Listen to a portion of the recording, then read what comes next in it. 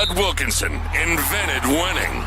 And here at Oklahoma, we uphold the standard. This is the Champion Standard Podcast, where analytics meet film and the tailgate fuels the passion. Touchdown! From deep dives in the film room to advanced stats that tell the real story. Ready? We bring Sooner football into focus like never before. The roar of the palace on the prairie, the legacy of champions, and the pursuit of the next one. It's all right here, so lock in, because this is Oklahoma football. This is the Champion Standard.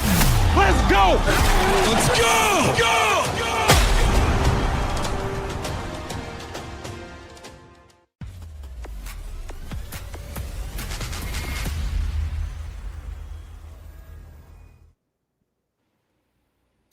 Welcome back to another episode of Champion Standard.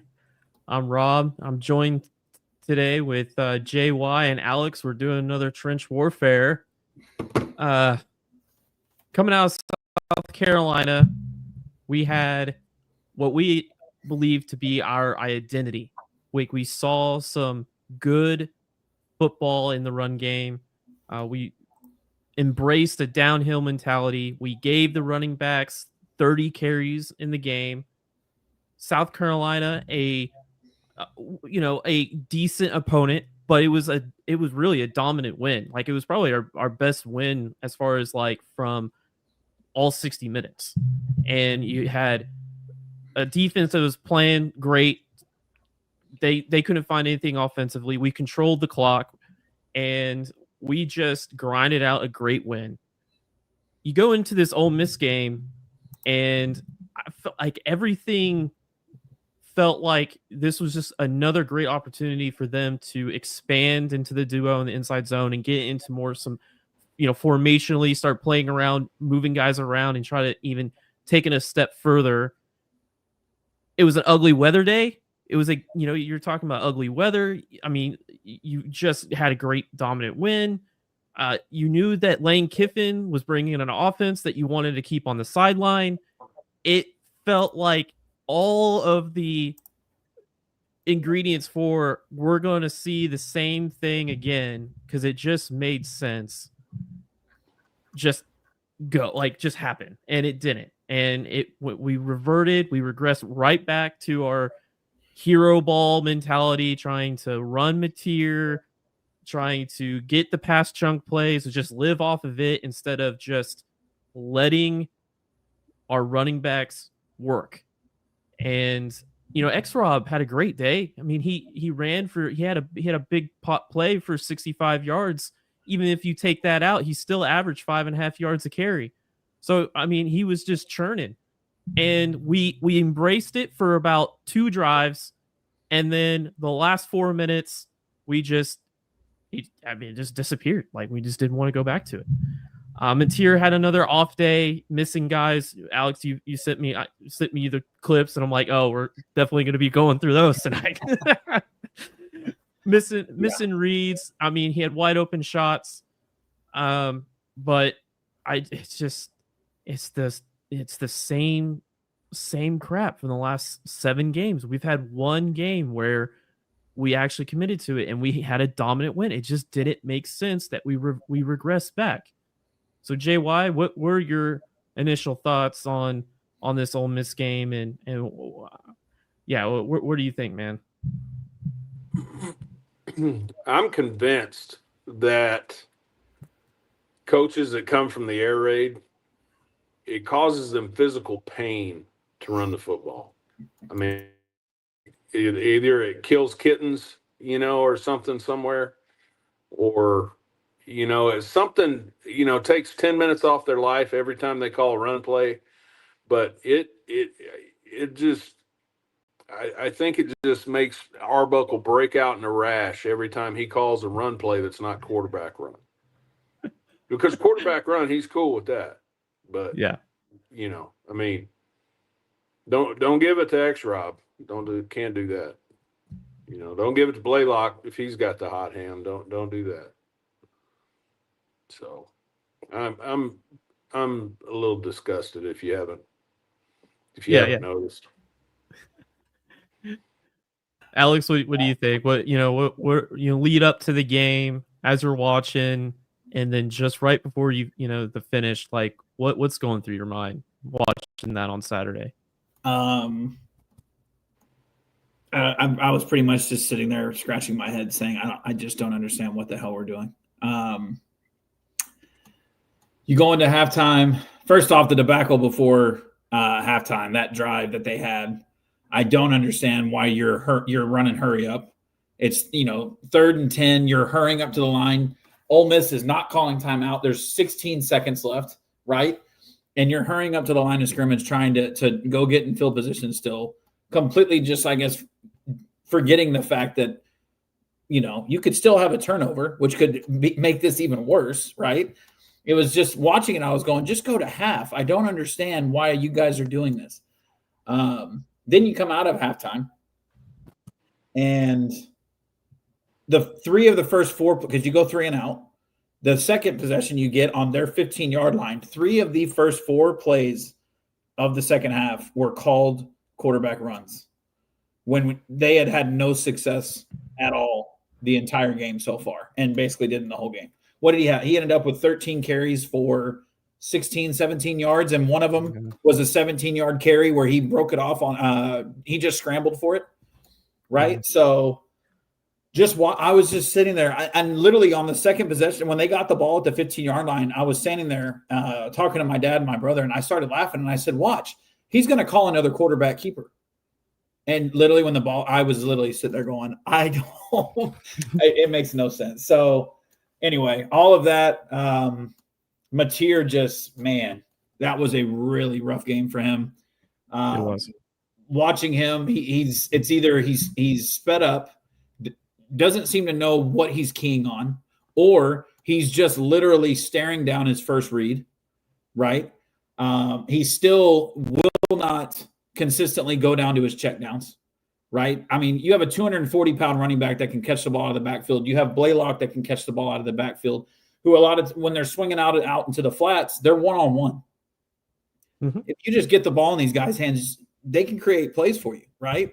So just all of that, man, the lack of commitment to the running game, again, after what you just did to South Carolina, I was completely blown away. 2 true freshman tackles. I don't understand how the entire week the mindset was, we're going to literally do what we just did and make them stop it. Right. Yeah. No, one of the no, you brought up you're kind of talking plays. I want to add a play because there was a clip. There was one play that just made me really lose it, and it's a simple dumb play. It was just a swing screen, but it was a design swing screen. Mm-hmm. And Mateer hikes the ball. He's looking to the backside slant. And you have a defensive end that's dropping into that RPO window. He needs to come off of it. And he dances and holds the ball for so long that the design swing screen where he was supposed to put the ball in the first place, defense is already triggered on it. He throws it. Yep. It's like maybe a 3-yard gain. And I'm like, if you would have just hiked the damn ball, the offensive line's cut blocking. So it's not like they're holding blocks. They're cut blocking, meaning you got to get the ball out now. Yeah. And he just sat there and danced around. I will tell you, with all the misreads and all the stuff, that play pissed me off because it's like you're now literally vacating the structure of the offense to where even simple designed plays are going to be worthless. And you've got to you look at the other side and what Lane Kiffin and his the quarterback sticks into the structure and stacks easy completions to get him into rhythm. So then when we pull up these plays where he's missing guys downfield, he's not in rhythm. He's not seeing the field because he's not getting him. All these quarterbacks are rhythm quarterbacks. They have to stack completions. And if he's unwilling to throw a design swing pass, you might as well put Whit Neubauer in and see what he can do. If he can throw I guarantee you he would be thrilled to be on that field and will chuck that rock where he's supposed to. Instead of trying to play this hero ball, Arbuckle has to reel him in. Has to reel him in. It's even more than that. It's also his lack of poise. He panics under pressure. Yep. Also, On top of that, his mechanics, his feet, when he's going through his delivery, watching his feet. I mean, he constantly wants to fade away as he's throwing. You'll constantly see him do it. It's just a lot of it is just not what you want to see from him and what he's doing week in and week out. And it just seems like it's not getting better. So, I mean, he's got all the arm talent in the world. I mean, he can sling that rock. Like, he's got great arm talent. He can put that ball on a rope. He can put it anywhere on the field. But if you can't, and I remember when I did a breakdown of him in the summer, I was pulling up plays. There was a play. Let me describe this play to you and see if I describe many other plays. Okay. There was a play where he drops back. He has no pressure. He's reading the safety. He knows he's got a vertical route. The safety is flat-footed. The receiver runs right past the safety. And for whatever reason, he is staring at it, decides to take off to his left and run.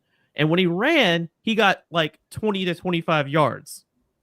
Now, mind you, it's the Pac-2 or whatever it is. Yeah. And he runs for 20 yards and gets a first down. And I remember telling Brad, I'm like, that play was 7 points. Yeah. And it's like that it was a bust. He was staring right at it and he just worked off of it. And why? I couldn't answer. I'm like, I don't know what he was seeing. And he could have had 7 points. Instead, he took off running and I'm like, you can't, it's like hard to criticize the guy when he was doing that because he was getting first downs and everything. They ended up scoring on that drive.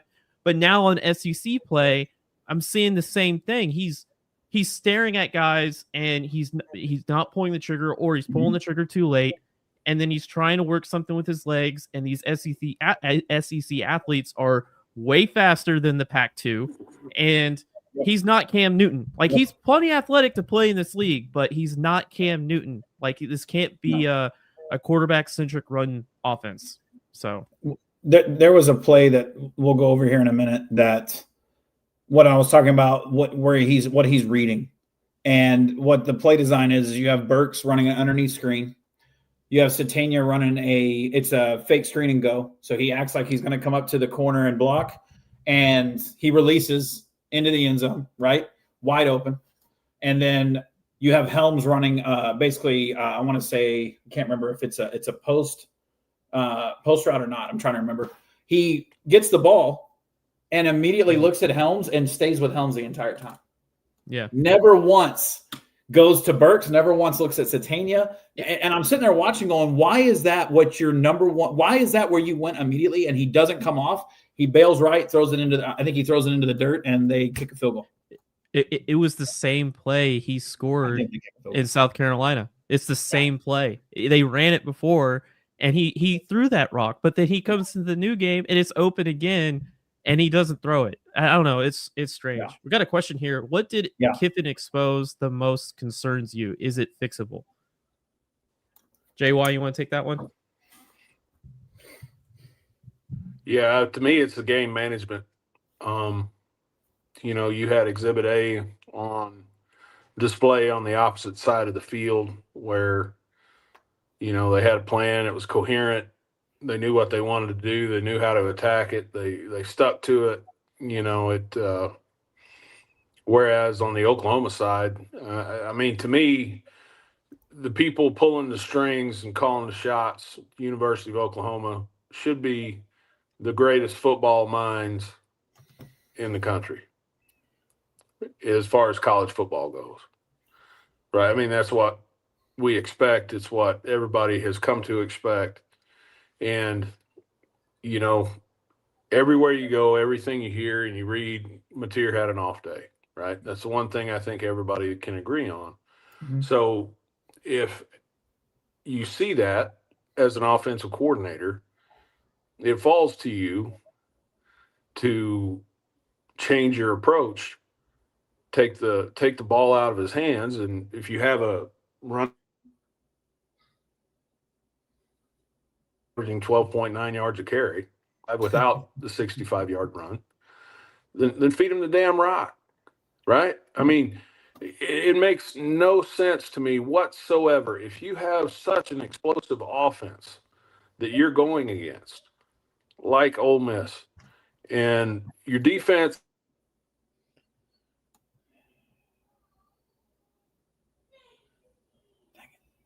are struggling, but they're giving up more plays than they normally.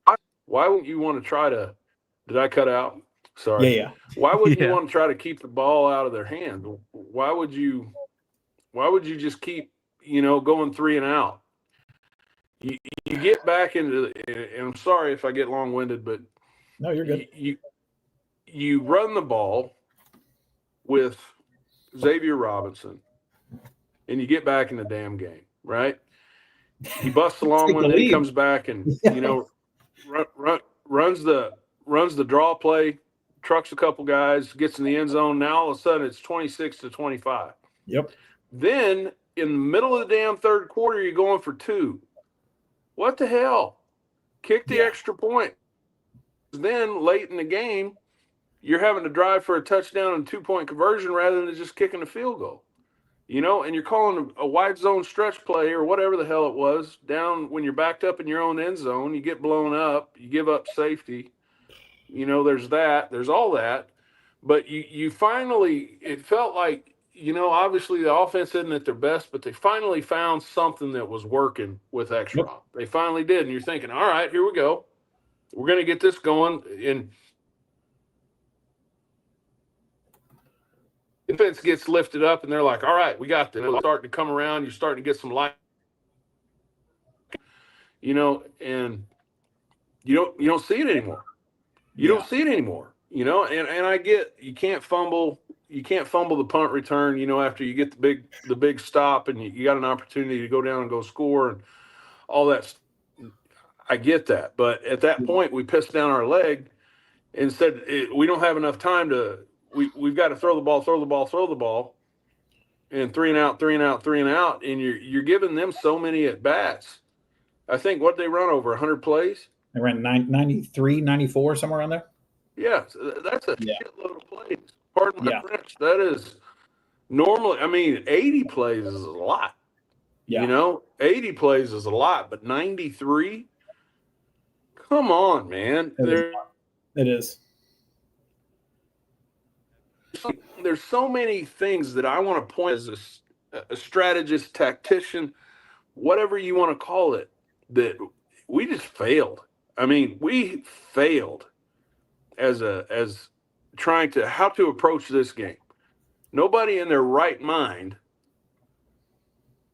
couldn't see that we failed as planning people, as somebody coming up with how we're going to attack this team, right? 100%. And still, in spite of all of that, we only lost by 8 points. Yep. Had a chance to still win the game. Oh, I know. And that's the most frustrating thing. It's the most frustrating thing. And ultimately, and I hate to be this way, it falls to Coach Venables because he's got to be able to see what's going on the field. Yep. Right? As a head coach. And I understand you don't want to the offense and all that, but I'm sorry, dude, you're the head coach. You signed the offer letter, right? You signed the offer letter. You're getting paid all this money. I understand you want to run the defense and all these other things, but you have to recognize what's going on in the game. Why do we have Kevin Wilson on the sidelines, right, or in the box or wherever the hell he's at? Why ain't he sending somebody down there with a big ass fish to smack Arbuckle upside the head with it or something?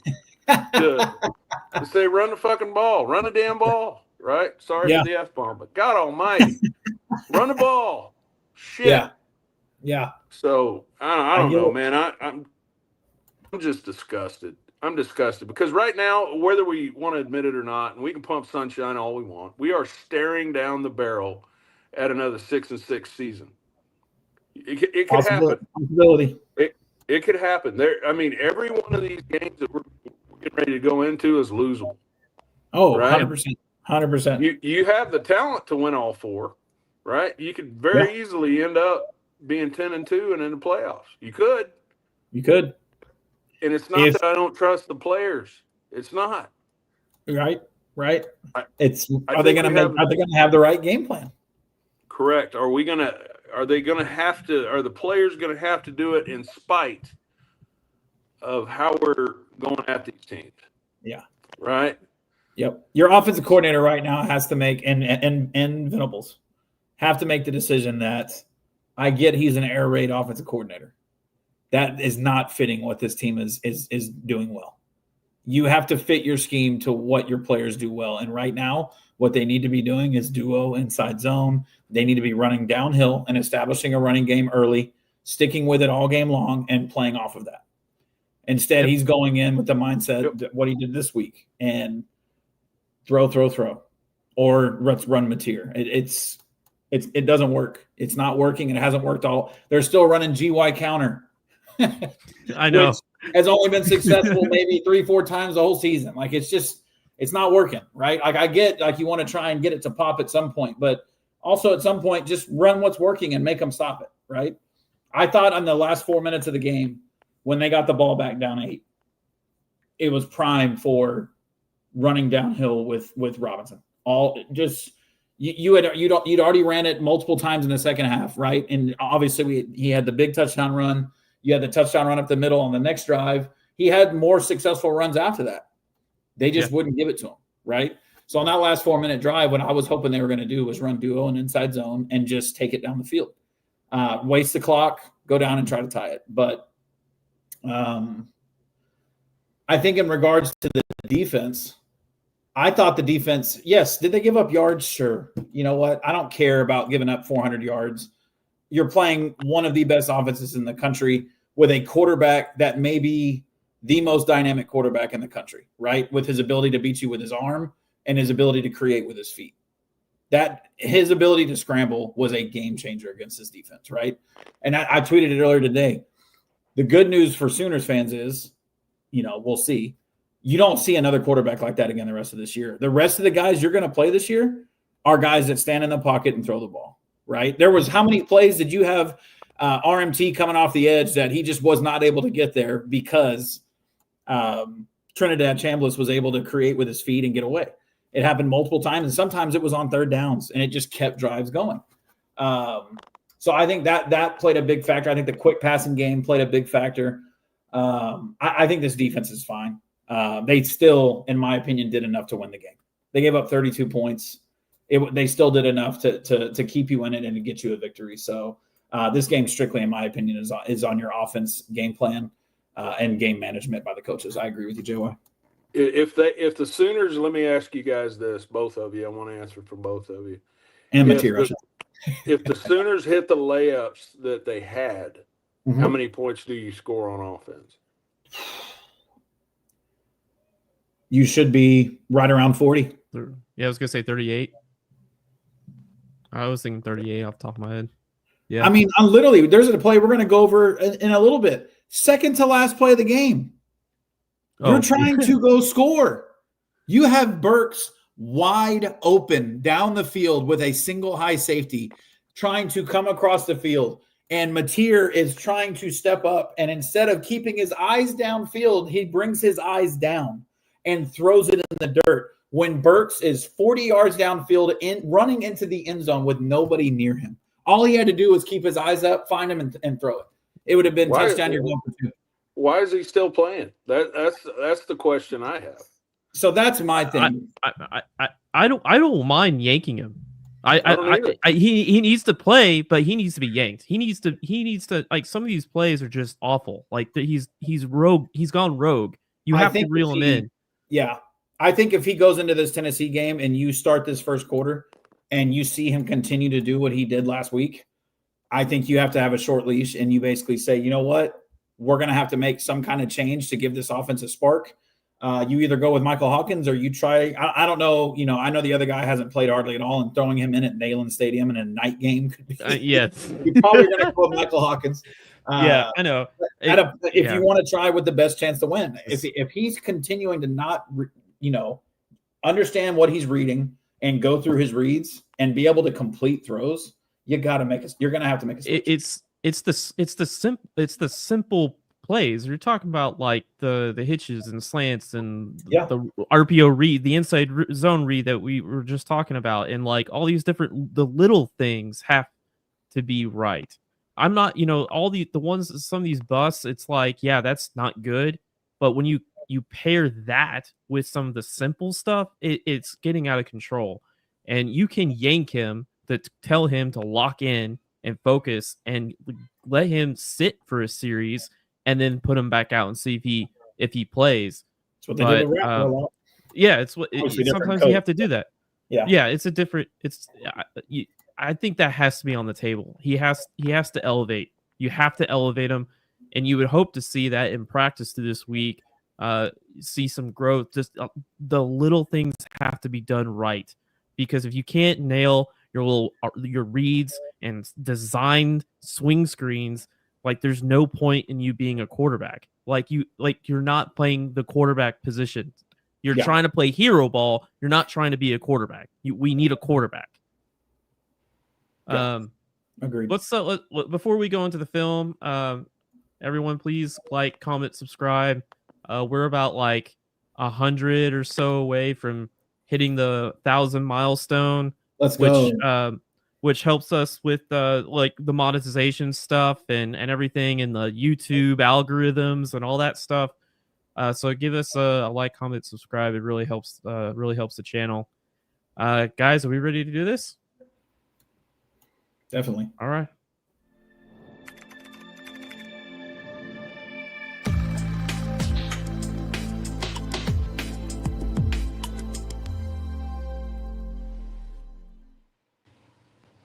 All right. Give me a second. Move some people around. Okay. That. Let's. Okay. While you're loading this up, we got a couple comments down here. Yep. Billy says, problem is he's the best we have. And English says we can easily be 8-0. I don't think English is far off on that. And as far as Dilligaff, I think from what we've seen, you're correct. I think he might be the best we have, but I don't know if we've seen what Michael Hawkins can do. Right? He didn't have a horrible game when he got in there against Temple, you know, and or Kent State. You're right. Yeah. I'm sorry, Kent State. No, you're good. And you know, you guys know the pass game way better than I do, and there are primary reads that are coming open that we're just not throwing. I mean, and if I think Hawkins could be that guy as far as just hitting primary reads, and I mean, we know what kind of heart he's got. I mean, the guy will throw it out there and lay it all on the line, but I mean, at a point, I'm not saying Hawkins would come in and be a savior. You know, he's got issues with his lower half that I think need to be cleaned up as well with how he delivers the football. But this right here is what I was talking about earlier. This is they're going to motion. Sorry, it's Blaylock. It's not Burks. They're going to motion Blaylock over. It's going to be he's going to have a screen underneath. Satania is going to run like he's going to block, and then he's going to release. You see how go back real quick if you can. When Blaylock motions over, watch what happens. The safety right here comes down, and then they roll the safety over the top, right? But I want you to watch what Mateer's looking at. Mateer's, as he receives the ball, look where his eyes are. He's looking at Helms and Helms only. Watch, he's literally starts to follow him across the field. He never once is looking at Blaylock underneath. He never once looks like he's starting to look at Satania. Look, he starts following Helms. Way too much time. Way too much time. Right here, as he reads this, right? As soon as right here, you're about to see Satania release, the ball should be gone. Throw it now. Yeah, he's got two options. He's got a window here, and then he's got a window here. Yeah, but you can't really look at this one because that one thing about quarterback play, once you turn your back, like you're not working back to the other side of the field.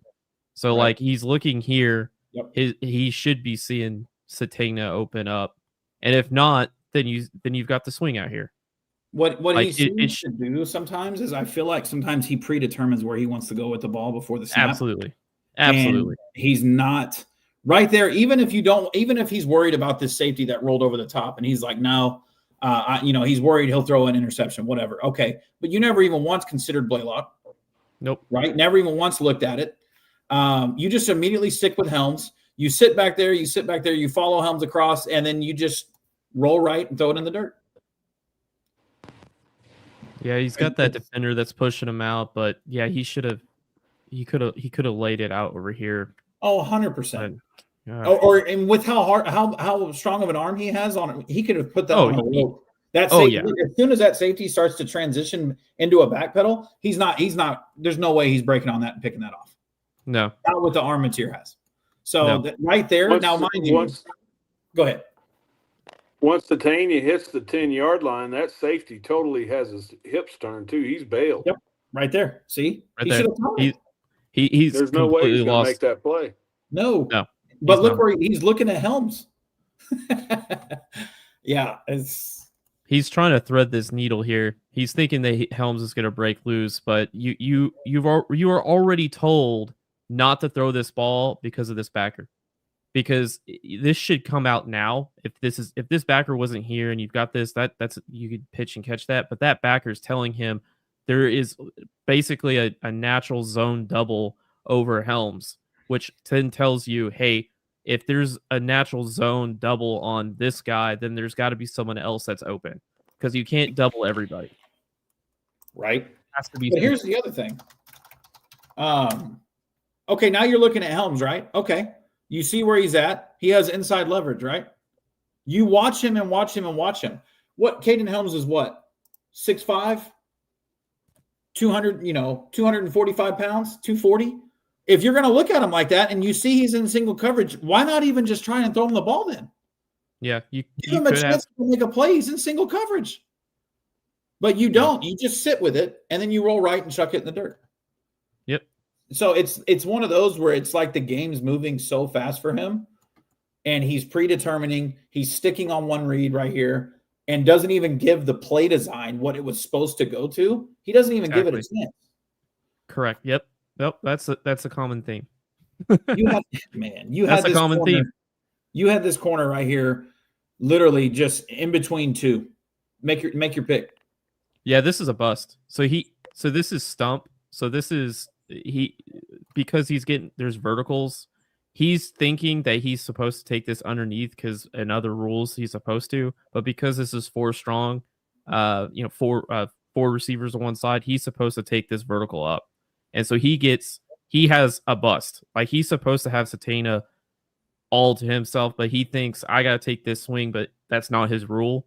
And so Ole Miss, and that's the problem with match coverages is that it's based on rules. And if you don't understand the route distribution, you're going to have busts. And Ole Miss did this a lot. Now in film, like they love their match coverages. They do a good job of trying to cap verticals, but like they will bust because you can get into scenarios where they're playing your rules against you. So, but yeah, that's an open shot. That's 7. Yep. So right there, you just lost 4 points. Yeah. So keep track. Keep track. I'm gonna keep track. I'll keep score while you guys are breaking this down. Okay, here we go, JY. Wait, this is inside zone. This is the 3rd and 1 that got blown up that we were just talking about before we got on the. Yeah, this is Ozida getting benched after this.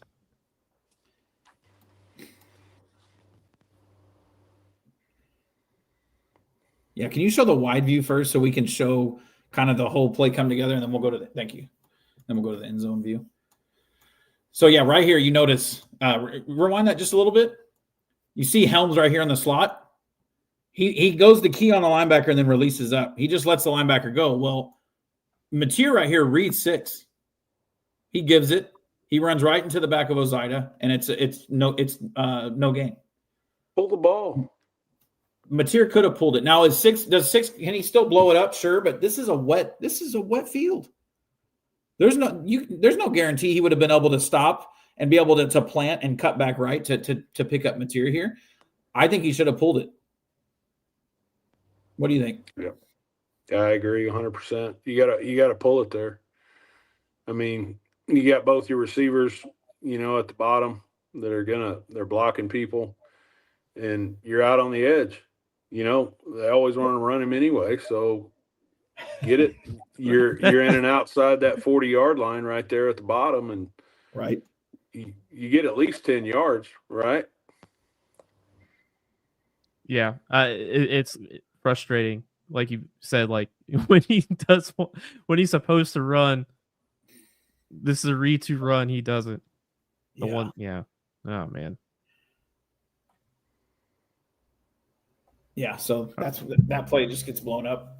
Bad read. You see what happens with Fasusi. Sunshine Perkins is able to drive him back. It clogs up everything right here. And then 6 obviously comes through and just makes the play. There was nowhere for Blaylock to go once the ball was given. So go back to that play if you would, in the end zone shot.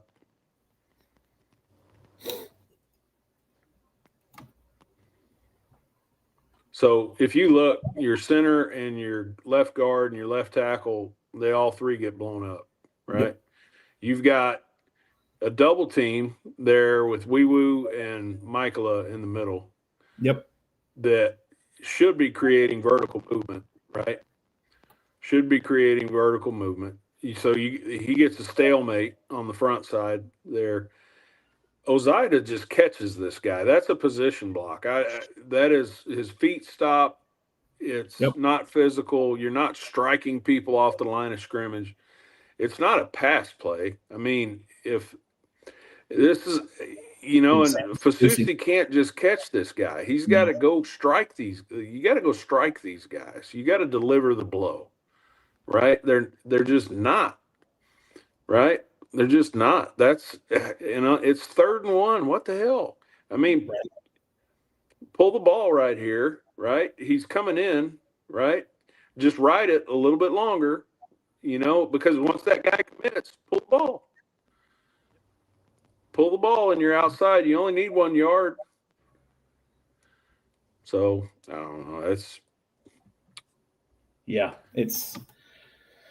This is when you're right, Rob. Right after this play is when EPL comes in the next drive and takes over at left guard, which then they start to have more success running the ball. But I'll be honest with you, man. This also wasn't one of Michaela's best games either. He really struggled with Eccles and Ole Miss's D tackles in the middle throughout this game. So that was another problem, and he's just not playing physical enough either. Yeah, this nose really does a nice rip move that Michael can't hike the ball and get his backside hand to strike the sternum. Yep, not on. Okay, watch number 1 on the backside of this right here, that DN or the edge player. Watch number 1. Pull the ball. Right? Yeah, he's gone. Pull the ball and get vertical. Yep. Number 30 right there, that linebacker, and I understand you got the guy coming from way outside right there, but pull the ball. Everybody's got their hips turned. You break 1 tackle and you're at least to the 6 or 7 yard line, maybe a big play. Pull the ball. 100%. Pull the damn ball. But watch what happens. Michael just he can't make the play. He can't make his block on 52. Right here, JY, you can tell me this. This is wide zone, obviously. Shouldn't we right here just get some sort of a chip on 52 to slow him up right here, just with his inside shoulder? Give him something. Use your inside hand. Give him something to slow him up. Am I wrong there? Well, so he's kind of in no man's land because Wee Woo's got a 4-eye. So the first responsibility that Wee Woo has is making sure that 4-eye doesn't slant down inside. Right? Gotcha. Yep. So that's his. Now, Michaela has to understand I've got a head up nose, so I'm going to go like hell. If this guy slants backside, which it looks like he's afraid of, I've got to understand that becomes EPL's block. And it almost looks like Michaela's afraid that guy's going to go backside right here. Yeah. Because, Fasusi dug that 61 out on the backside. So, Michael has to understand right off the bat, I've got to treat this like it's a one-on-one block. I have to go right now, and his footwork's all wrong. Yeah, he's right. You shuffling. see that? He kind of bucket. He doesn't lift. He doesn't lift with that right foot and take off. Right. He doesn't get. You watch that right foot. Watch that right foot. See, it just doesn't. See, it doesn't really. It doesn't go. And so once Wee Woo checks that 4-eye and understands, okay, so now I'm going to work up to number 6, that Mike Backer, which is what he's supposed to do. Yep. It's too late, and I just wasn't sure if there's a chance if right there, if he's able to, if they coach, if they're going to coach him in that regard to say, hey, if that 4-eye, you see that Foji's got his 4-eye taken care of as you're releasing up to the second level. If you feel the inside guy, get your hand inside or give some kind of a chuck as you're working up just to slow that inside, pursuit coming through. But Michael gets literally, he should be releasing off this snap and sprinting off of it. And he is, you see his feet right here. He shuffles. Yeah, he just. Right as he snaps it, he kind of has, it's almost like a shuffle right laterally. And then he goes to try and take off, but it's too late. Watch his feet. See? Yeah. He's shuffling versus, when this play was called and the ball went to Blaylock, I immediately was going, I will never understand an East and West play call in a situation like this. No, never. Me neither. I will say that Foje had a good block on the play side. Yeah, Foje had his guy taken care of. That's a good block, man. He's getting that backside knee, trying to cut him in half. You want to get that hand inside, but that he did good on that play side. Yep, Michael he couldn't. Eccles gave Michael a problem all game. I mean that's a tough block to make, though. I mean, that's a real tough block for a center to make with a nose like that, head up on you, and firing off the ball. Like you said, you don't have your feet cleaned up. If he's not going to turn and run and cut that guy in half, then it's dead. But that's a tough block. He has to make it, but it's tough. Yep. I mean, shoot, in that regard, I'd almost rather him fire off the ball and just cut block him. Yeah. You know what I mean? Come off and just hit him in his stomach just to slow him. If you can tell you're not going to get there, do something to slow him up. You're literally on the goal line. So, yeah. I mean, it's all the more reason on why aren't we going duo, right? Because you can at least get a double team on that guy. If the guy's struggling, you got a head up nose. Let's double on the inside and get out of the damn end zone. Yeah, just a terrible play call. Yeah, so this is the play before the turnover on downs, and I mean it's essentially the same. They just did the window dressing. They're pulling like it's like rapid. It's Mateer's literally just run a shoot, and then we come back to the fourth down, and we subbed Kanik out. So like that was one of the things. It's like, okay, they're subbing Kanik out. Okay, so then they put the tight ends in, and I'm thinking run, like we're gonna go under center and we're gonna hand this ball off, or we're gonna go north and south on them. I don't understand why you call pass by taking your best pass catcher out of the game for a 2-yard play, and then you're boundary rolling. You're running it to the boundary, and you run the same play. You're just, instead of Burks to the flat, it's just Blaylock. I mean, it's the same. It's a shoot. It's the same route combination. Everything. You're giving the same look to the defensive end that's just firing up field. I mean, this play was so stupid. It's because I told you, Arbuckle knows that if he calls a run play, it's going to kill a kitten somewhere.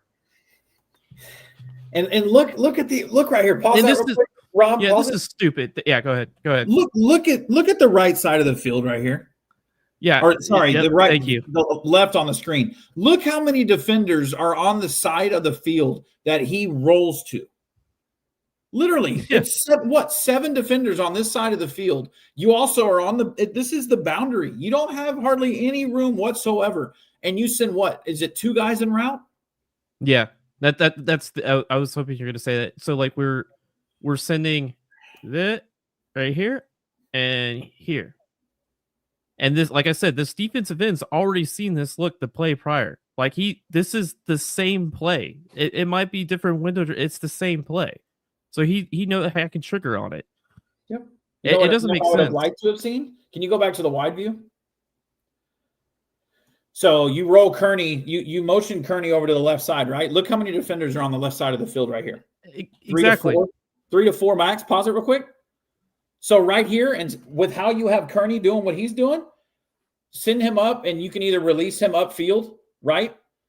Once he gets outside the hash, release, but roll Mateer out the opposite direction under center and fake it to Blaylock and move Blaylock into the flat right here. Now you have you have 2 guys en route on that side with Mateer rolling to the left. So against less defenders. In my opinion, that play should have been called to the opposite side of the field. Instead, you run 2 guys into 7 defenders. This should be simple football, and instead, I don't understand how you get it wrong this bad. It should have been something like that. Yeah, you should have Blaylock flipped this call to the field side.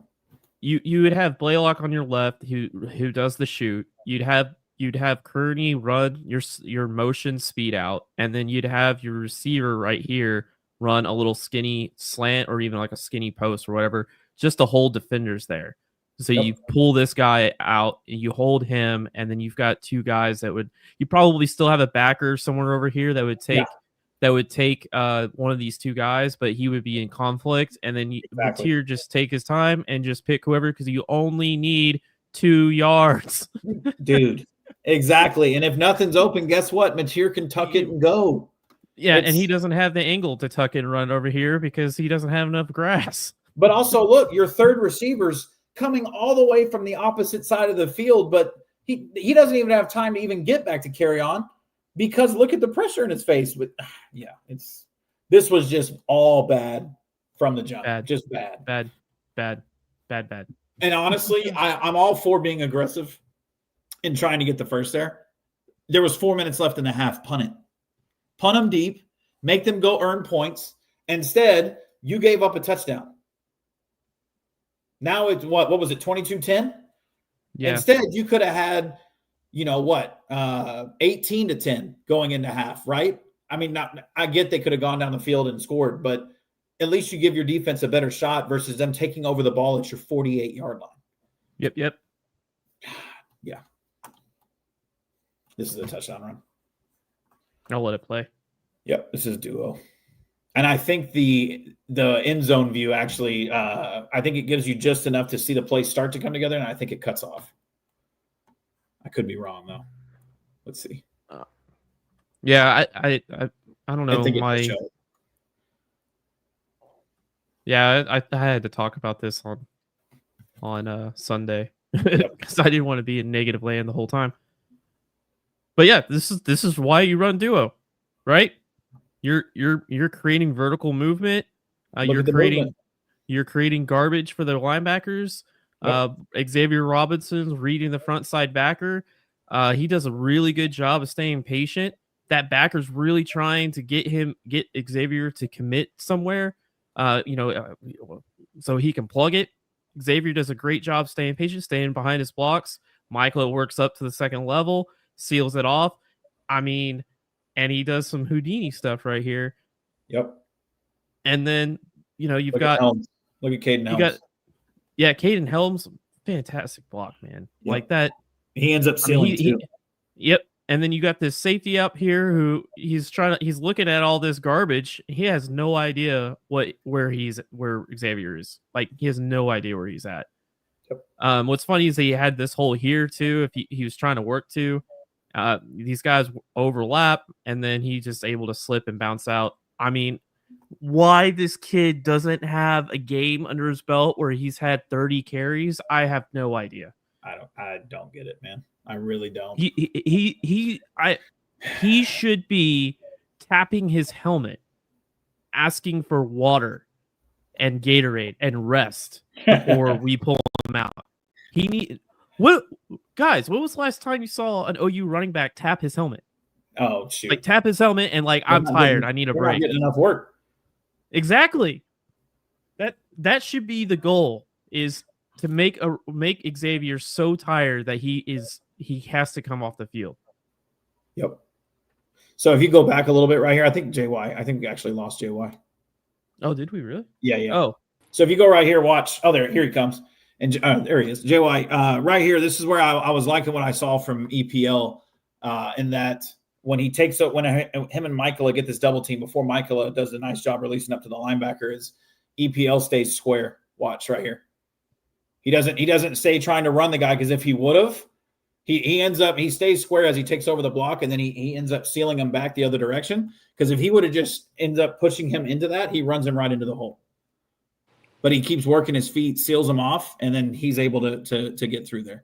I don't know what your thoughts are there, but that's what I kind of noticed from EPO. If you look at how he does it, he hits the guy. He hits the nose when he goes up there to him, right? Yep. And all the things you said are correct. But you look at his body language compared to some of the other guys on the O-line, right? You see, he's getting ready to deliver a blow right there. You see how he's lower than everybody else on the offensive line? That's why he generates so much power. Low man wins. Yep. I mean, as cliche as that sounds, it's always going to be that way. Low man wins, and that's what I like about EPL right here. Yeah, so, watch as he makes. You're 100% right, JY. Watch. See? Makes the contact. Michaela releases. He's square as he takes over the block, and then just runs his feet. Seals him off. That's something he does on multiple occasions in this game, is even in moments where he's not generating a ton of movement upfield, he will run his feet and seal guys off, and it paid off multiple times in this game, giving Robinson room to run.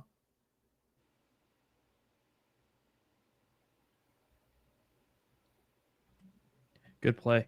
I mean, and ultimately going into Tennessee, where it's going to be a hornet's nest, going into the biggest stadium in the country, one of them at least. Yep.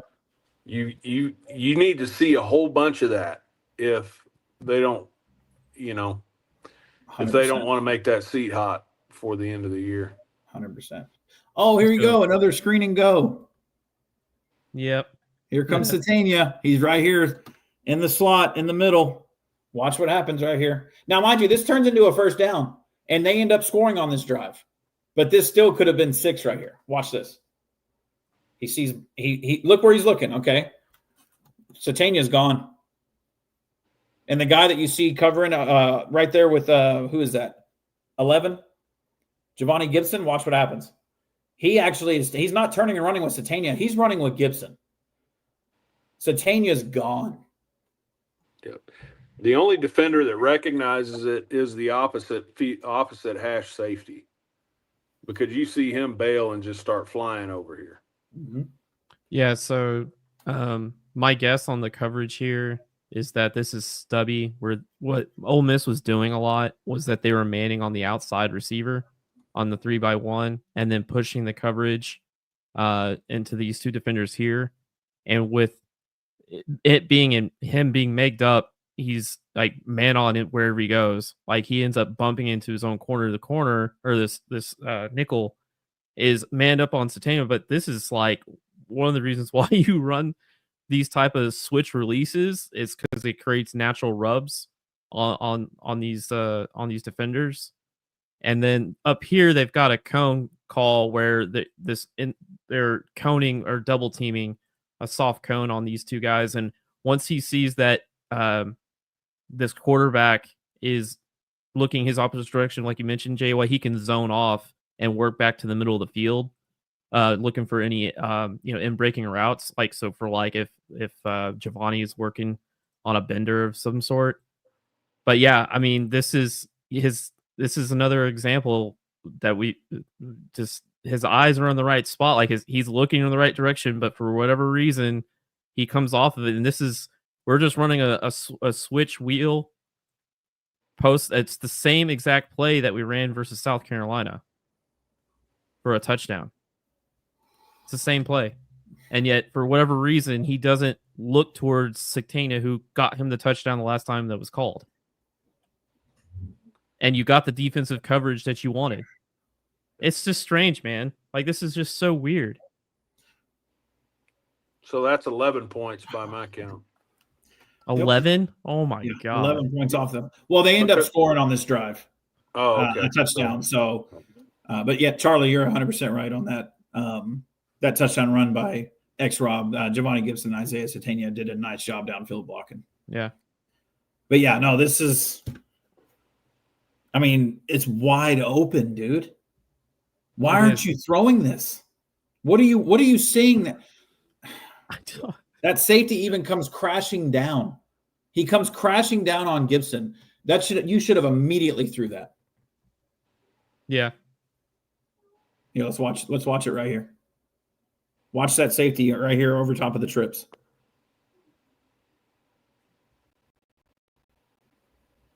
Oh, sorry. I got annotations. That's one thing about this quick cut. It's really hard because once you start drawing, like it always stops. Here we go. Watch him. See, right there. You should have already thrown it. Yep.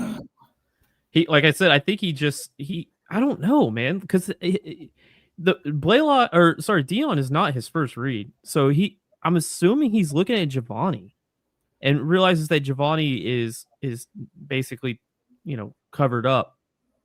And then he comes off to Dion. I don't think he's looking at Satigna at all. I don't think he sees him. Yeah. Unfortunately. Which how? Right? When it's the same play call, the same touchdown call in South Carolina when he did see him, I have no idea. I don't know. Yeah, that's just insane.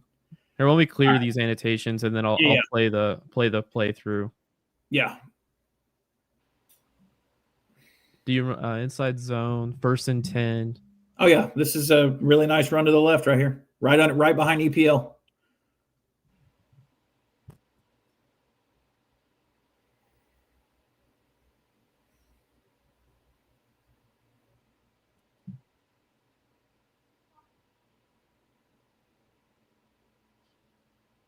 Yeah, dude, that's good.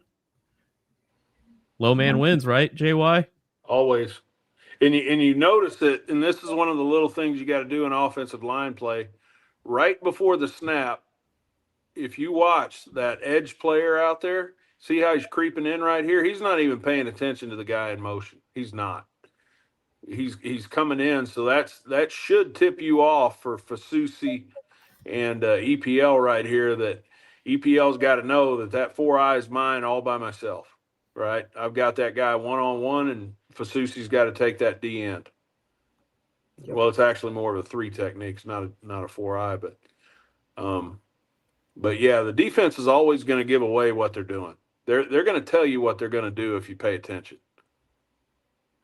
Good blocking by receivers too. Yeah, Bonnie had a good block. Watch Michael. Michael does. He just passes him off to Mwewu, and then he carries up. Yeah, and that's what it should have looked like. When we were breaking down the goal line play, if a guy goes backside, it becomes Mwewu's block, and you're up to the next guy. You got to go. So it's the same concept. It's a different play, but it's the same concept. I mean, I'd much rather see that play on the goal line getting vertical than I would to stretch. Yeah. Oh, yeah, here's the wide view of it. Look at that. Look at that hole. Oh, yeah. This is why I've been saying EPL needs to play. Is he the smoothest athlete? No. Is he great in pass pro? No. But when it comes to running the football, he is just the more physical option over Ozida, period. Right. All right, let's go to the next one. Oh, this is the touchdown. This is a touchdown run. Another inside zone play. Oh, weird. Inside zone just for chunks of yards. Yep. So frustrating. Golly, man.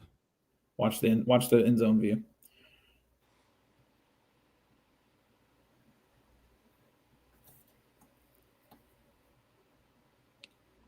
So this is actually a really good job by Caden Helms right here, recognizing that I've got to hit the gas right off the snap, right? Because that guy is coming, and I got to make sure, if nothing else, I don't let him come inside, right? he gets pushed back. He's got to get a little bit more lead in his shorts, but he gets enough on the guy, right? Yeah, I would like to see him get his head up field towards the end zone, get his head across there, because a good guy is going to wrong arm that and he's going to blow it up. But I mean, it's good recognition on Helm's part. That's something you can build on for sure. Yeah. Michael Kleiman takes care of the middle linebacker, and then EPL gets his eyes outside and finds somebody to hit. Yeah. And EPL didn't have anybody to block, so it's really great awareness by him, just looking around saying, I got to find somebody. Yeah. Somebody's coming. You see right here, Yeah. he gets his hand out, and then he's like, oh, he's taken care of. All right, who's next? Right. Now watch EPL at the very end after he knocks this guy on his can in the end zone. Watch this. Watch him. Watch this. I love it. Yeah. Being a caveman. See, but here's the thing, though, and we go back to what we talked about earlier. How are you seeing this as the offensive coordinator, as Brent Venables, and not saying we found what's working? Let's just pound the rock. How do you go away from it? I don't understand it. It's a third and 3. Guess what? Right up the middle, first down. Yeah. Look at this. Easy pickings. Yeah. EPL just puts for 5 more yards. Yeah. That's what we used to call the Oreo defense. You guys know what that is? Soft in the middle. Okay. Yeah, there's no end zone view of that one. Oh, that's the one I messed up on. I'm sorry. It's all right. But yeah, look at the movement they generate. Or sorry, not the movement, because meaning the EPL and Michael are getting to the second level. Watch this. EPL just passes him off to Fasusi. Cool. He carries up with Michael, and they take care of both linebackers. Yep. Look at that. Yep. Yeah, EPL's contacting the linebacker 3-4 yards downfield. Michael is the same thing, right? But Right. Bang, bang, right there. And then, you end up getting, 8-9 yards on 3rd and 3? Yep. Now, it's almost like Arbuckle's force feeding the pass game instead of going with what's working. Yep. Yeah. Again, that was a 7-8 yard play right there, man. Just easy, right up the middle. Okay. Right here. This is a 3rd and 10. They end up punting on this drive. Now, do I understand why Mateer thought he had something coming here at first? Yes. I don't think he saw the underneath corner, basically sitting in cover 2 underneath the route, right? If you go back to the wide view.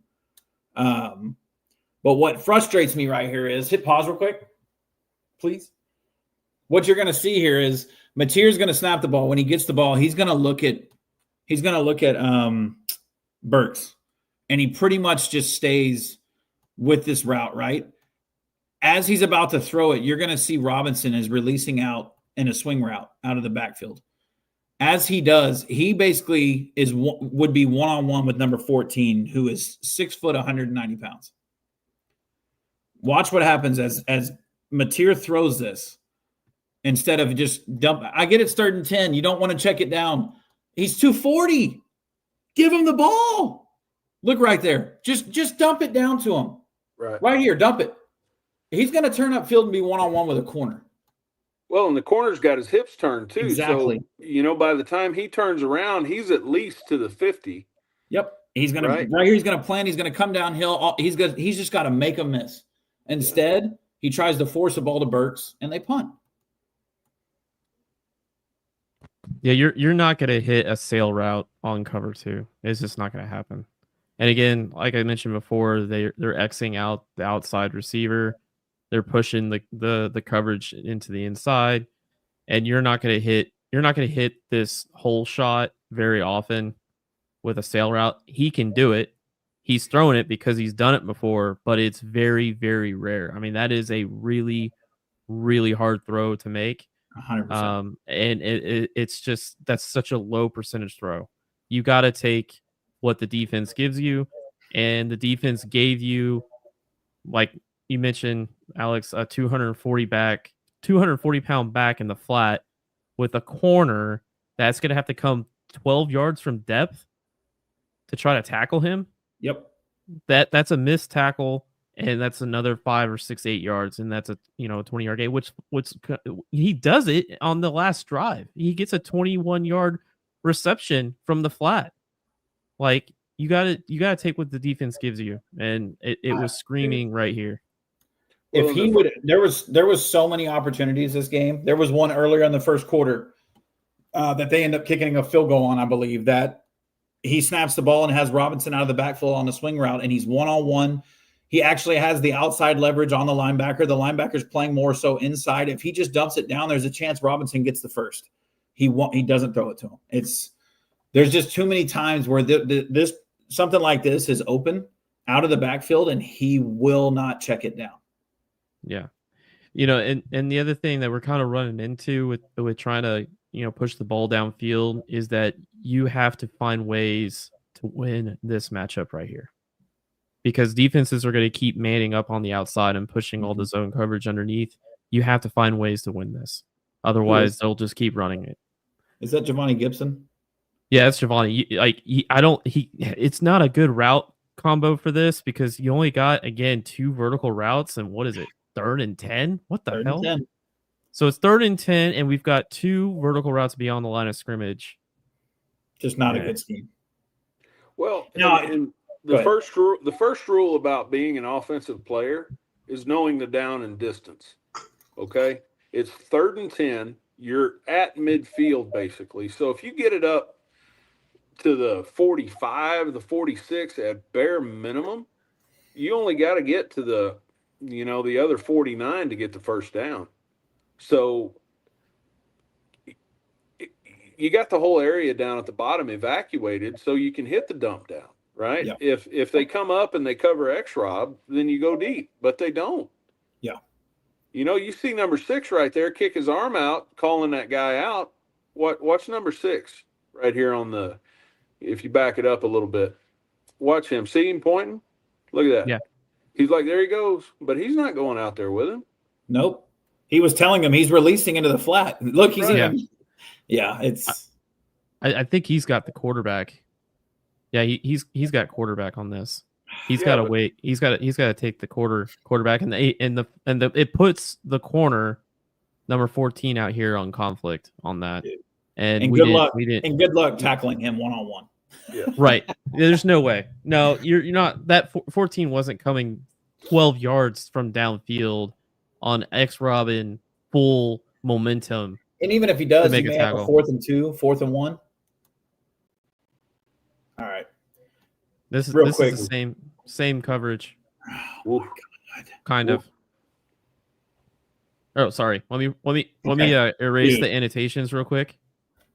Yeah, while you're doing that, and then I'll play it. And yeah, if you guys want to look at questions. Charlie, I was going to answer your question on EPL. Right now with him in pass pro, it's not like he's not getting whipped play after play. But with him, it's a technique issue. He's playing way too high. You'll notice it when he's in his stance pre-snap. He is really high in his stance. His base gets narrow at times as well. There was a play early in the game. He gets driven right into Mateer's lap. And with him playing next to Fasusi, a true freshman, there's times with stunts that they both get themselves in bad situations, which, JY can speak to more than me, is most likely going to also be a communication issue, understanding what's coming ahead, before the snap. So I think EPL can hopefully get that technique cleaned up as more reps he gets, but that's really what the issue is technique at this point. Yeah, you watch this play right here from the end zone shot. It's going to give you a really good look. Watch EPL's hands. See, he gets beat with his hands because the saying on the D line, you beat the hands, you beat the man, right? Number 51 wins that rep right there because EPL doesn't get his hands. See how his right hand's out too wide? That's stuff where he's got to take his elbows and keep them in tight. Yep. And he's got to have his hands ready just like he's a boxer. He's just not doing that right now. And it's more muscle memory. It's stuff that he can't be unsound fundamentally and win at this level. He's got to do everything right. And that's hard for really talented players to understand sometimes. They're used to just getting by with, sheer athleticism, and he can't do that at this level. So, the ceiling's, they're real high for the kid, though. He just needs more reps. For sure. And I think right here, I do wonder right here, watching it from this angle. Yeah, see how Fasusi tries to come over and help him late. He also gets his inside or his outside hand out there. He's too overextended. Yeah. Watch right here. See where he's at right there. He gets a little too overextended, and then he has to recover because of it. Yeah. I'd like to see Fasusi earhole that D tackle right there too. Once he recognizes that DN drops, okay, come and drop the hammer on that guy. Don't catch him. Drop the hammer on him. But it happens fast. Is that Zion Kearney down on the bottom hash? No, that's this guy. Is that Satania? That's Satania, and this is dude. Yeah. Okay. Yeah, he's got to hit him right there. Now. Yeah, right now, and he goes scores. Okay. Look. Okay. Rewind this all the way back before the snap. Watch what Mateer does. Watch how he drops back. He's going to take the ball.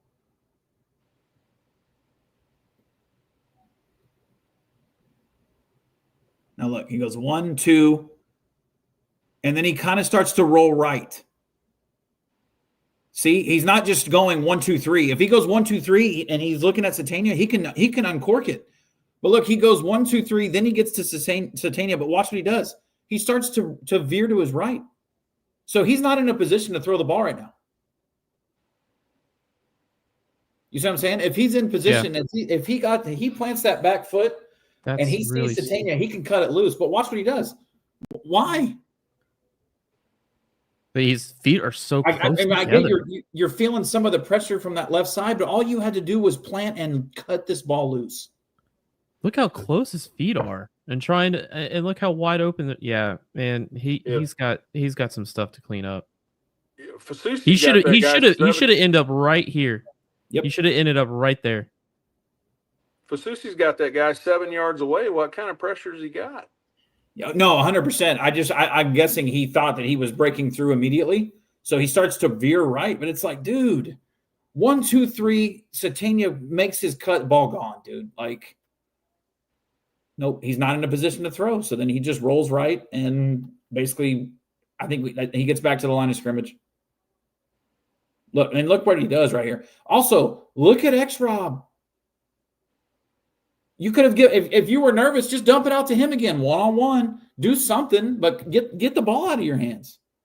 Yeah, you're obviously in 4-down territory anyway. On 3rd and 10 at the last, drive of the game.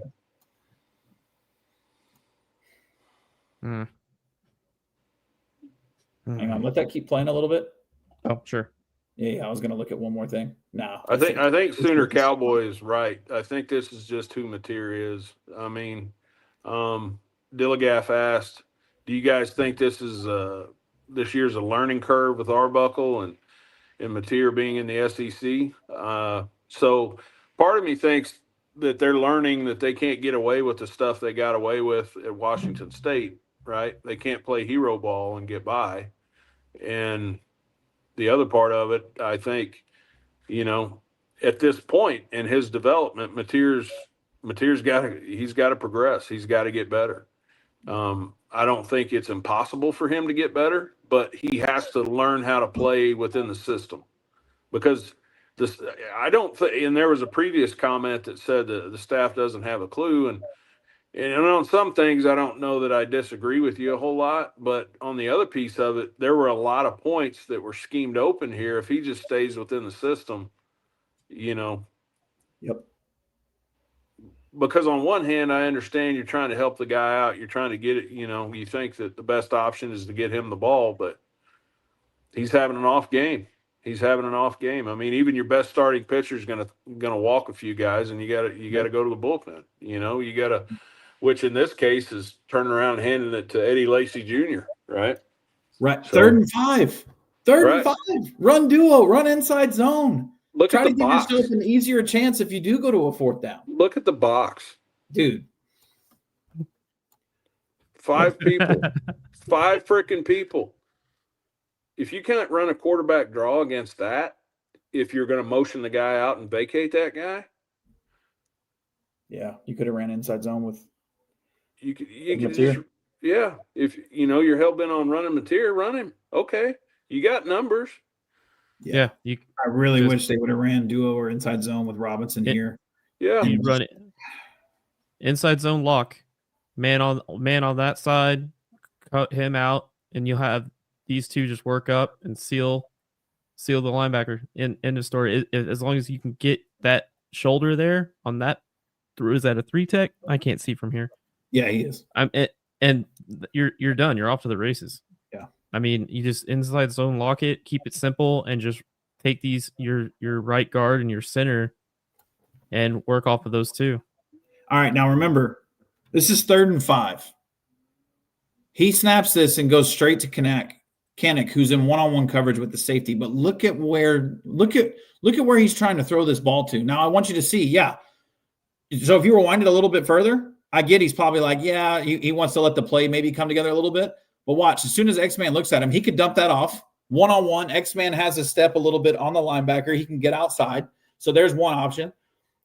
Let it keep playing. Watch Satania.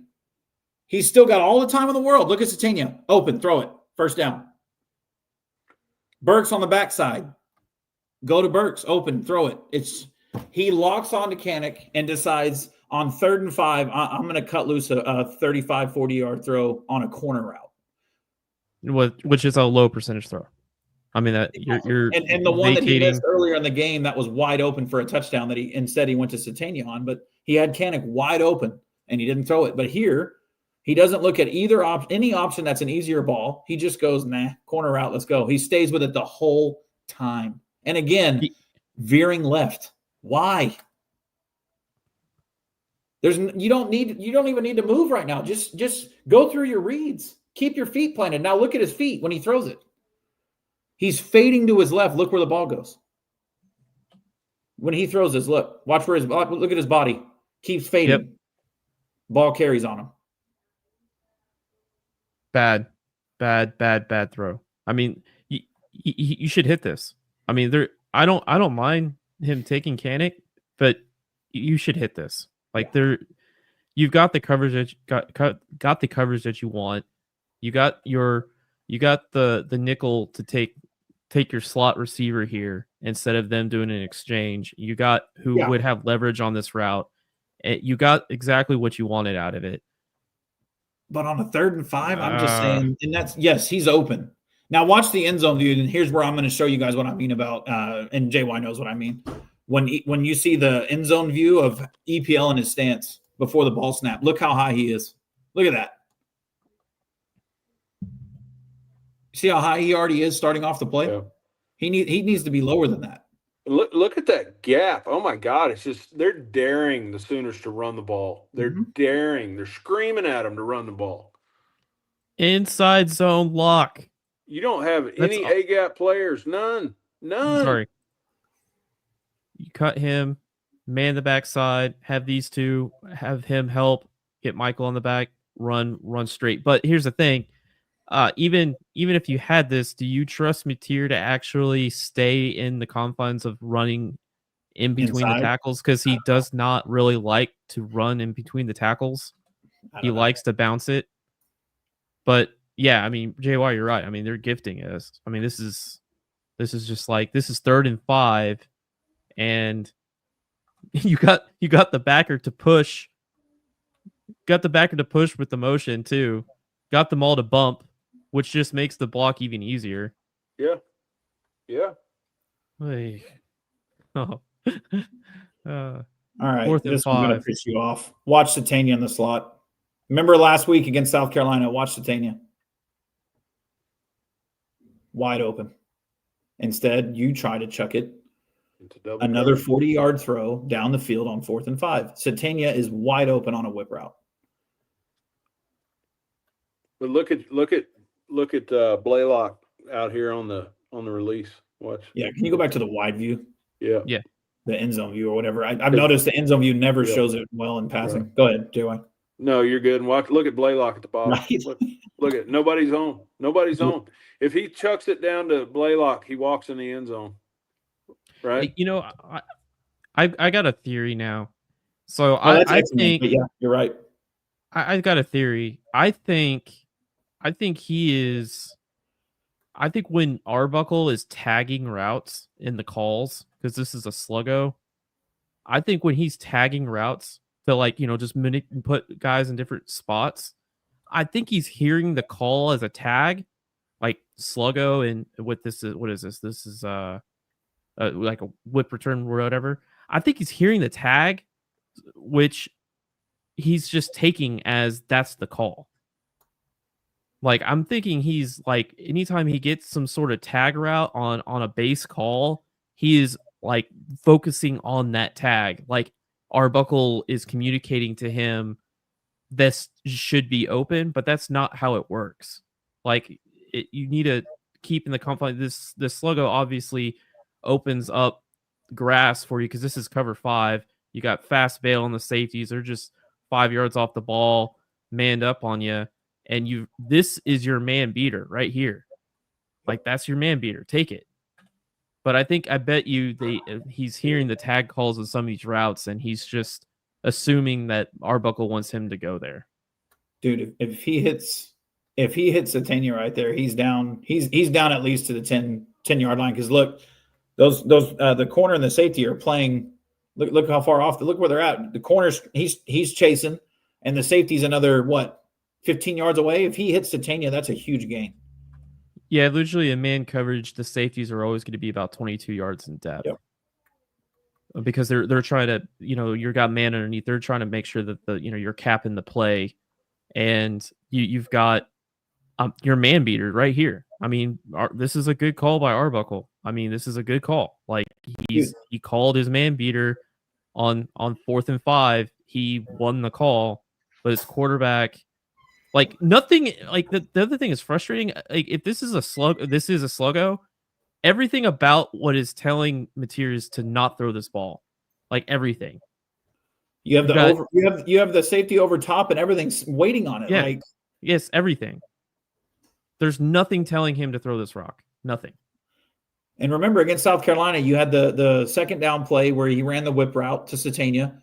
He misses him. The very next play, out of a different formation, they ran the whip route again. Wide, he hits him, and Titania makes the play to get the first. Right here, you just called it, and he's running his whip route. He's wide open. Just hit the throw. Yeah. And you got a huge play, and you got a chance to go tie the game. Why force this deep ball? I don't understand it. I don't. Yeah, I mean, my best guess is that this is just in the Rip Liz family of concepts. Arbuckle tagged a route sluggo, and he heard tag sluggo, whatever that call is, and he fixated his eyes on it to try to deliver it. And he's, again, like what this whole episode's been, he's not taking what the defense gives you. Even if even if he usually like calls, you are taking pre-snap language, and in your pre-snap language, you choose a side. You choose a man beating side or zones beating side, or you choose routes that are, even if, I mean, down here, if he chose to go down here, he has, and he was wrong. He's got the back out of the backfield. There's a first down too. I mean, if he decided to go in this direction instead, and he would saw all this capped off, he still would have his outlet for a first down here as well. So either whichever way he decided to look left or look right, he had an outlet to get a first down. He literally chose the one route that he couldn't. One of the he couldn't. And as much as he wants to say it's bad eyes, and everyone in Norman is hearing bad eyes, bad eyes, bad eyes. This is just not following the structure of the offense. Like, he's playing rogue. Arbuckle has to get him reeled in. Can you go to the end zone view real quick? I want to see to see what he looks at immediately when it's snapped.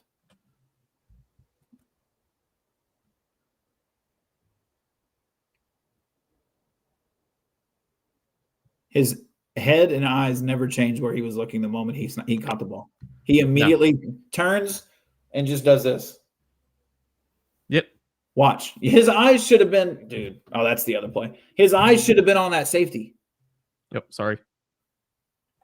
Is this one? No, you're fine. Yeah, that's it. The moment he sees that safety turn and open up, and he obviously sees that corner with Giovanni, he should immediately came over. He should immediately, actually, in my opinion, Satania should have been, hands down, should be his first read. It's 4th and 5. Yes, exactly. It should not be Giovanni Gibson. Your first read should be Satania. Yes. Well, most how air raid works is that you always peek to your vertical and you work your way peek, which means you peek, you split. It's a half-second look. You peek to see if it's open. Air raid philosophy is about throwing short to your playmakers to give them a chance to make plays. You take the high percentage throw and you live off of it. You take what the defense gives you. He's not just peeking to verticals. He's literally like fixating his eyes on it over and over again. Here, can you go back to the wide view? Sure. And then pause it. Give some context. Where are we at? This is the last drive of the game. The last drive of the game. They had like a minute and 16 seconds left, and they took it over. I think there's like a minute 4 seconds left right now. He's going to hit Kanik on like a 7-yard ball. He gets tackled 2 yards short of the first down, and then they lose like 15 seconds after this play. When he drops back and catches it, or when he catches the snap, he has all the time in the world, right? He just looks at Kanik and goes, all right, I'm firing it. But watch what happens on the backside, right? When he snaps the ball, I want you to watch Satania. I obviously don't know who his first read is here, but he's looking right immediately. Look at Satania. Gone. Touchdown. Yeah, this is another bust, too. No, this is an Ole Miss bust. They busted hardcore. They didn't – the motion here, both safeties collapsing on it, they don't know which one is supposed to take it, and they completely vacate the whole thing. This backer is – yes. Well, this backer is supposed to have it. I think it's these two not busted. Understand. Yeah, 3 are chasing. 3 are closing on X-Man. 1 safety from across the field. But all you have to do right there is when he snapped the ball, once he sees that safety crashing, why did he not immediately look back to Satania? There is no deep safety help. But look, he goes, Kanik, first read, throw it, bye. But, dude, look back at that safety. And, dude, that's 6. That's touchdown. He's not catching Satania. No. See what I mean? It's almost like he's predetermining where he's going with the ball before he snaps it. Kanik, throw it. And you lose like 15 to 20 seconds here. Yeah, he never even looks at Satania. No. And that's the thing that's crazy to me is when he looks right, you should see that safety come crashing down. So how are you not – you have all the time in the world. There's zero pressure. You're trying to go down and tie the game. Yeah, it's possible that Arbuckle told him to keep it short. I mean, I don't know. I mean, we don't know what 100% being. This is just strange because like he does have time all the time in the world. What's weird is that like even. Yeah, I mean, I don't know. First read, throw it. This play is going to piss you off. Just watch Burks.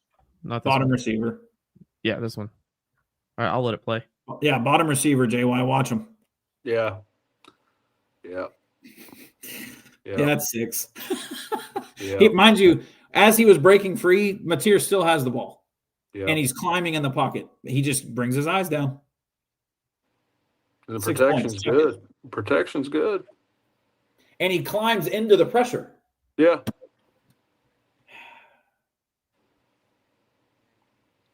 You're going to make me vomit. Well, hey, at least we know that he's coming back next year. I mean, I was at the, off season. I was like, hey, he's the quarterback class for 26 is going to be weak. He does have great arms. He can really rip it. But he definitely needs to come back. There's like no question about it. Look even where like, his eyes go. Like that Burks is on a vertical go route. There's 15 seconds left in the game. Why are your eyes on a route coming across the middle versus the guy headed to the end zone right here? Get your eyes upfield. I don't know. This is because he's looking at the 6 guys he has blocking 3 defenders. That's what he's looking at. If you look at it, you hit the nail on the head, Alex. He drops his eyes. He's worried about the rush that doesn't exist. Dude. Yeah, that's the biggest thing I'm talking about with his poise. As soon as he feels pressure, man, he immediately does this now. And until he can fix that and keep his eyes downfield and stay composed and just climb a little bit here. Look how quickly he starts to just take off. Just start climbing up a little bit. Keep your eyes downfield and go through your reads. No, he brings his eyes down and it's panic time.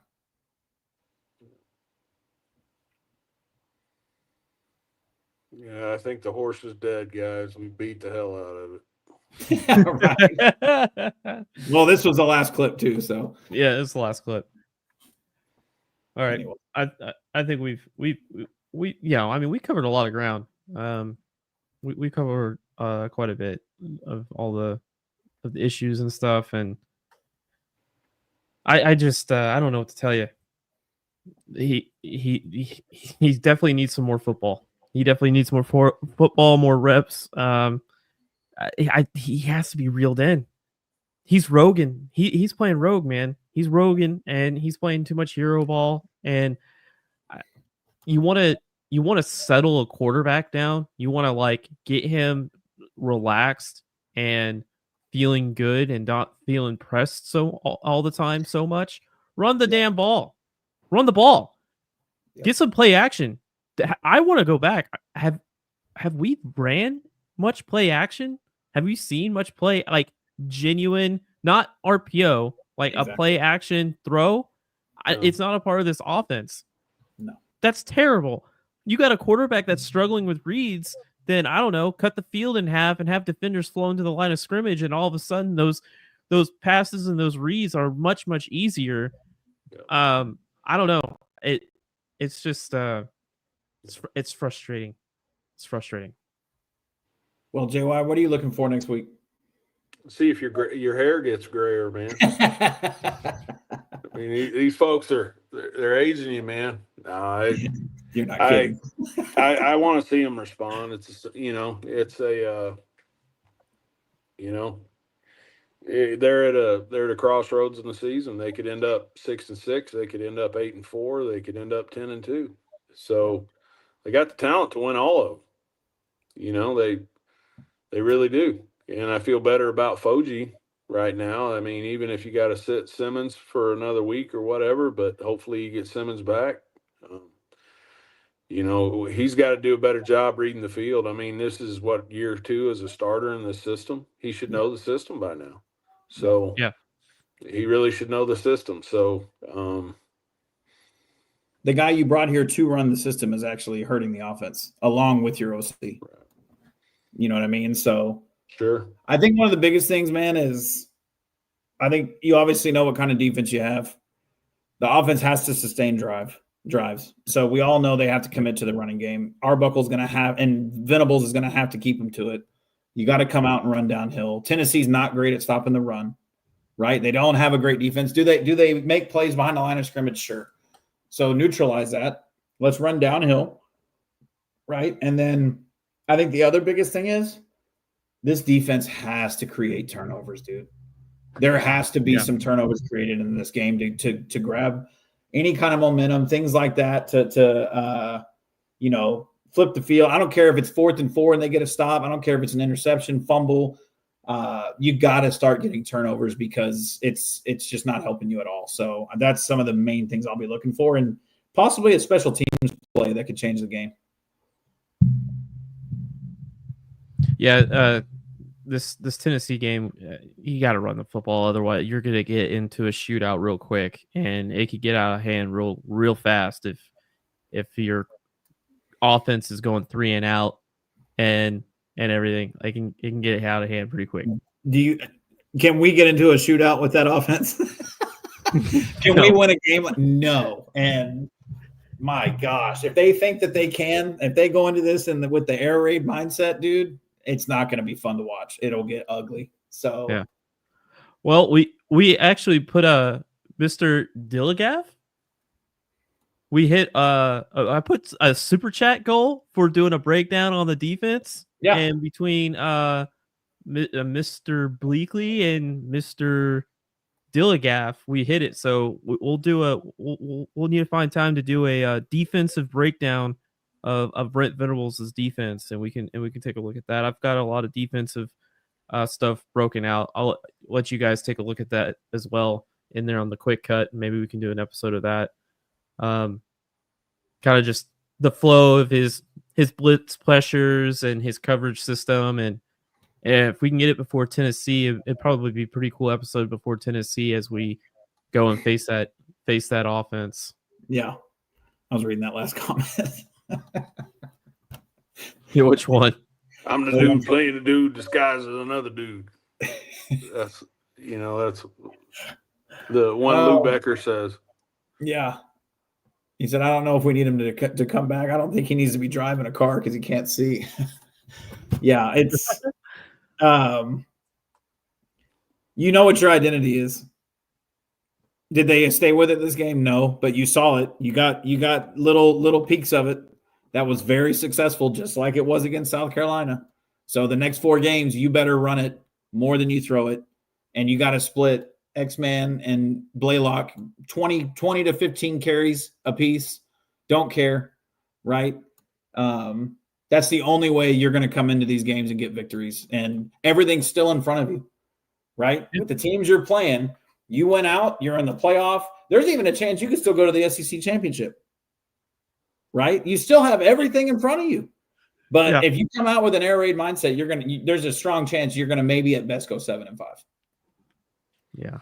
So it's you've got, I mean, these next 2 games you're going to find out a lot about the defense, and then the last 2 games you're going to feel like you're going to learn about a lot about the team trying to finish strong on the season, whatever happens in the next two weeks.